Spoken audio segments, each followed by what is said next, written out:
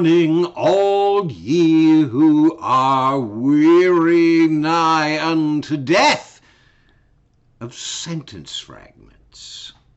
We're almost done. If you pay attention just a little longer, maybe we'll go to Chuck E. Cheese later for unicorn churros. First, though, let's review the other types. Adverb clauses of time and of cause frequently result in sentence fragments. Bill makes coffee because Jill likes it. Bill makes coffee because Jill likes it. Adverb clauses of concession, those beginning with the villainous although, do so even more frequently. Although Bill made coffee and Lil didn't scream at anyone, Jill, Will, and Phil still went home sick.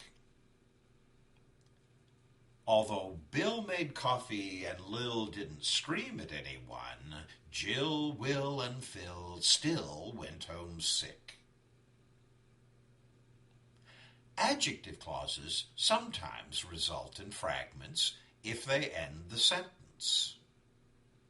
I just finished reading Moby Dick, which may be the greatest American novel. I just finished reading Moby Dick, which may be the greatest American novel. Another source of sentence fragments is a participial phrase that doesn't immediately follow the word it modifies. Here's an example of a phrase that does. The old woman seated on the bench is arranging her grocery coupons. Because the participial phrase follows the subject and thus occurs in the middle of the sentence, we're highly unlikely to turn it into a fragment. The situation is entirely different when the participial phrase comes at the beginning of the sentence. Hearing the tornado siren, I immediately ran for the basement. When such phrases are long, writers sometimes forget that they're participial phrases and not main clauses. This causes a sentence fragment like this. However, the most common sentence fragment involving a participial phrase occurs with the participle meaning. Let's look at this for a moment. Here are two sentences that are punctuated correctly. In 1933, Franklin Roosevelt said, "The only thing we have to fear is fear itself." This meant the problems America faced were less economic than psychological. We could easily turn the second sentence into an adjective clause. In 1933, Franklin Roosevelt said, "The only thing we have to fear is fear itself," which meant the problems America faced were less economic than psychological. If we leave the period after the word itself, we've created the sort of sentence fragment we just discussed.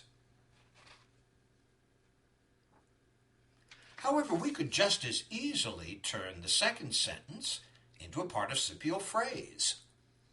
In 1933, Franklin Roosevelt said, "The only thing we have to fear is fear itself," meaning the problems America faced were less economic than psychological. As with the adjective clause, we create a sentence fragment if we fail to recognize that meaning is a present participle, not a complete verb. This is a sentence fragment I have seen fairly frequently in the paragraphs you've submitted this semester. Well, Grasshopper, now you know all you need to know about sentence fragments. Until you screw something up next semester and your academic writing professor blames me. Still, that's it for now. Until we take up fused sentences and comma splices, stay safe, stay at it, and stay gold, Pony Boy.